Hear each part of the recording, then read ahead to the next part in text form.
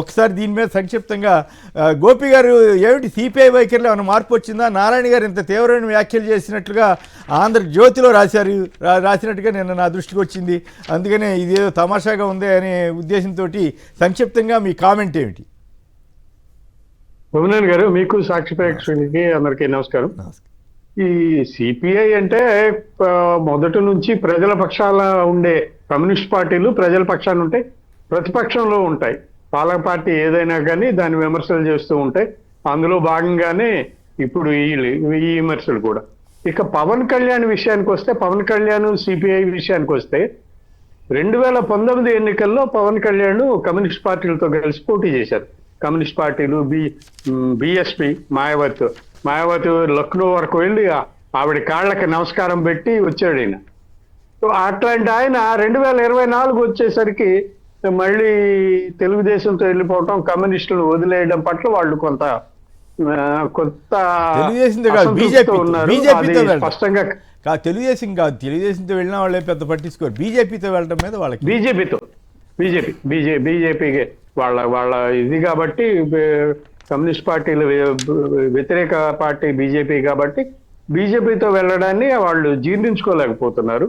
అందువల్ల ఒకళ్ళ తర్వాత ఒకళ్ళు రామకృష్ణ గాని నారాయణ గాని పవన్ కళ్యాణ్ పై దాడి చేస్తున్నారు.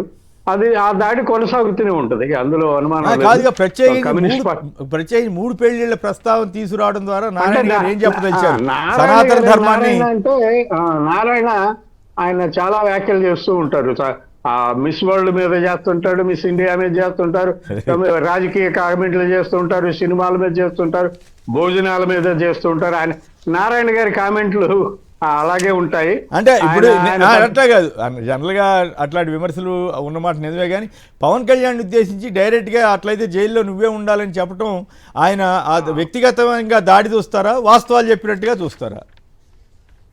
అంటే వ్యక్తిగతంగా దాడేనండి, అది వ్యక్తిగతంగా దాడే. అంటే అందులో వాస్తవం కూడా లేకపోలేదు కదా. మరి పవన్ కళ్యాణ్ 3 పెళ్లిళ్ళు చేసుకున్నాడు. 3 పెళ్లిళ్ళు చేసుకున్నవాడు అంటే ఇద్దరికి ఇడాకులు ఇచ్చి 3వ ఆవిడని చేసుకున్న తర్వాత నువ్వు సనాతన ధర్మం అలా మాట్లాడతావు. సనాతన ధర్మంలో విడాకులు ఉండవు కదా, విడాకుల ప్రస్తావనే ఉండదు కదా. సో విడాకులు ప్రస్తావన లేని అంశాన్ని విడాకులు 2 విడాకులు ఇచ్చి 2 సార్లు నువ్వు సనాతన ధర్మం, నేను సనాతను అంటే ఎట్లా మాట్లాడతావు? అంటే నిన్ను ఫాలో అవ్వాలంటే జనం అంతా కూడా కట్టుకున్న పెళ్ళాలకి విడాకులు ఇచ్చేసి ఇవి ఫాలో అయితే సనాతన ధర్మం అవుద్దా అనేది క్వశ్చన్ జరుగుతుంది. దాన్నే నారాయణ గారు కూడా మాట్లాడారు. అది కరెక్ట్ అయ్యాడు. దానికి పవన్ కళ్యాణ్ సమాధానం చెప్పాల్సిన అవసరం ఉంటుంది. రైట్. విష్ణు గారు, మీరు కూడా మాట్లాడదలిచారా, లేదంటే వేరే అంశాల్లోకి వెళ్దాం? మీరు కూడా సంక్షిప్తంగా మాట్లాడతారా, ఈ కామెంట్ చేస్తారా? నారాయణ గారు ఇంత డైరెక్ట్గా పవన్ కళ్యాణ్ ఉద్దేశించి బహుశా ఇంకెవరు ఇట్లా చేయలేదేమో, ఇంత డైరెక్ట్గా నిన్నే జైల్లో పెట్టాలయా, నీ సనాతన ధర్మం నిజంగా పాటిస్తే అని చెప్పి 3 పెళ్లిళ్ళు చేసుకున్నావు అని. ఇంకా వేరే అంశాలు ఇంకా అంతకంటే సీరియస్ ఉన్నా కూడా ఆయన ఇక్కడికి ఆగాడు. ఇంకా ఆయన జోలికి వెళ్తే ఇంకొంచెం ఇతర విషయాలు కూడా మాట్లాడతాడేమో. విష్ణు గారు, మనకి ఇంకా చాలా సీరియస్ ఇష్యూలు ఉన్నాయి, టైం లేదని చివరిలో టైం లేకుండా పోతుంది. కాబట్టి ఉన్న వాస్తవమైనా వాళ్ళ స్నేహితుడు పక్కకి వెళ్ళిపోయాడు అనే బాధ ఉన్న నారాయణ గారు మాట్లాడింది నాన్ సీరియస్ ఇష్యూ అనమాట. ఆయన ఏంటంటే ఆయన ప్రతి రోజు ఏదో ఒకటి మాట్లాడుతూ ఉంటాడు. అందులో భాగంగా మాట్లాడాడు అనుకుంటున్నా, ఒక పాలసీ మ్యాటర్ గానో ఒక విధానపరమైనటువంటి కార్యక్రమంగాను చేసి. అంటే ఆయన జాతీయ కార్యదర్శి, అది సమస్య. సిపిఐకి జాతీయ స్థాయిలో రాష్ట్రాలన్నీ తిరుగుతూ ఉంటారు కదా, అందుకని ఆసక్తి కలుగుతుంది, అంతే తప్పితే వేరే కాదు. మనకేం వ్యక్తిగతంగా ఇది లేదు. అంటే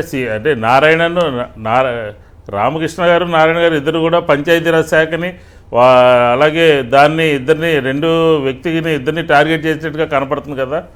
బీజేపీ పక్షాన్ని కొంచెం కోపం ఉంది. రామకృష్ణ గారు ఇప్పుడు తెలుగుదేశం ఇచ్చిన హామీల్లో నగరాల్లో అయితే 2 సెంట్లు, బయట అయితే 3 సెంట్లు ఇట్లా హామీ ఇచ్చింది కదా తెలుగుదేశం, పేదలకు ఇళ్ల స్థలాలు ఇస్తామని. దాన్ని ఎందుకు అమలు చేయలేదని మొన్న ధర్నా చేశారు, ఆ సందర్భంగా మాట్లాడినట్టున్నారు. రైట్.